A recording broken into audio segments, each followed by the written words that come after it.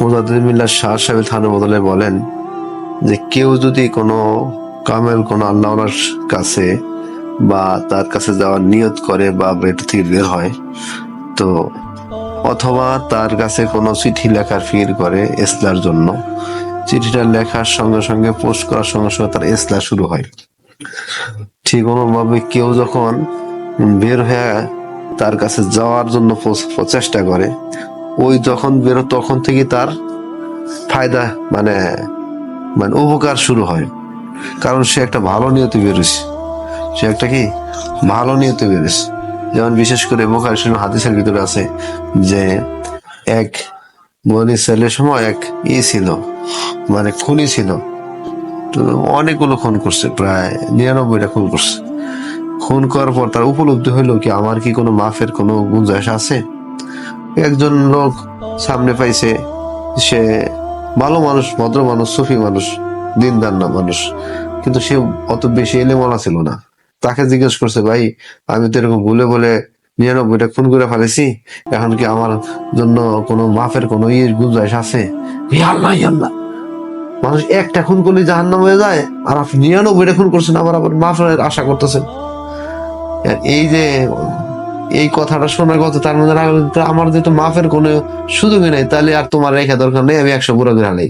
হ্যাঁ, সবাই শেষ করছে, শেষ করো 100 পুরো হয়েছে। এখন তার উপলব্ধি, হায় হায় এই অবলা লোকটাকে কেন আমি মারলাম, খুব অস্থির। এরপরে সে খুব চিন্তা ফিকির করার পরে এই এক বুজুর্গ কাছে জিজ্ঞাসা করছে যে ভাই আমার কোনো কি মাফের কোনো গুঞ্জাইশ আছে? তো আমি তো প্রায় 100 খুন করে ফেলেছি।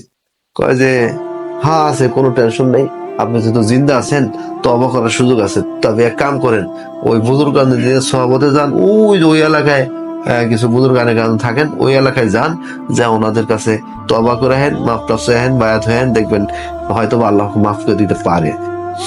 তো সেই চিন্তা ভাবনা করে সে, বুখারী শরীফের হাদিস কিন্তু, সে যাওয়া শুরু করছে। যাওয়ার পরে রাস্তার মাঝেই কি হয়েছে, অসুস্থ হয়ে ওখানে তার ইন্তেকাল হয়ে গেছে। তো আর ওই গন্তব্যস্থলে যাইতে পারে নাই। এখন ফেরেস্তা আসছে আল্লাহ পাকের পক্ষ থেকে, যে আযাবে ফেরেস্তাও আসছে, নেককার ফেরেস্তাও আছে। নেককার ফেরেস্তা বলতেছে যে এই লোকগুলা সারা জীবন অপরাধ করছে, কিন্তু শেষ বয়সে সে ভালো কাজের দিকে আগাইছে, হ্যাঁ, তাকে জান্নাতে নিয়ে যাব।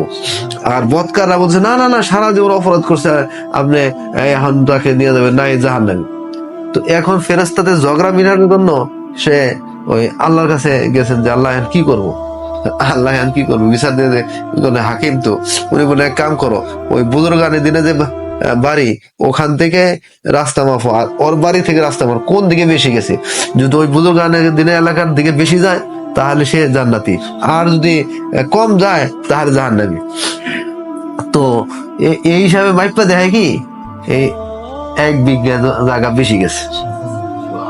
হ্যাঁ, এক রাতে মুসলিম শরীফে এরকম আছেন। আরেক হাদিসে আছে যে আল্লাহ ফাঁকি দেখা যায় ওই বেশি যাওয়ার সুযোগ হয় নাই। আল্লাহ ফাঁকি বললেন কি, ওই পাশের জমিকে বললেন কি তুমি সংকুচ হয়ে যাও, আর এই পাশের জমি গেলে তুমি লম্বা হয়ে যাও। মানে যখন মাপ দিতে গেছে ফেরেস্তা, ওই পাশের জমি কি হয়ে গেছে, ছোট হয়ে গেছে, আর এইদিকে জমি লম্বা হয়ে গেছে। পরে যেভাবে হোক একটু বেশি হওয়ার কারণে সে জান্নাতে হয়ে গেল। তো এই হাদিসের কথা, সে সারা জীবন অপরাধ করার পরেও কোন আল্লাহর কাছে সে যাওয়ার জন্য আগ্রহ করছে, নিয়ত করছে, কিন্তু এখনো গন্তব্যস্থানে পৌঁছতে পারে নাই। আল্লাহ পাক কোনো এক বাহানায় মাফ করাই দিয়েছেন। 100টা খুনের আসামি হওয়ার পরেও মাপ পেয়ে গেছে। এই জন্য বিশেষ করে কোনো কামেল কোনো আল্লাহর সাথে যদি সম্পর্ক থাকে, তার সাথে ফোন দেওয়া, তার সাথে যোগাযোগ করা, তার সাথে সাক্ষাৎ করা, এটা সবটাই আখিরাতের কি হয়, ফায়দা হয়। এই জন্য এই যুগে যদি কোনো কামেল কোনো আল্লাহর সাথে যদি সম্পর্ক রেখে যদি আমরা চলতে পারি, আমরা ইনশাআল্লাহ অবশ্যই কামিয়াবি হব।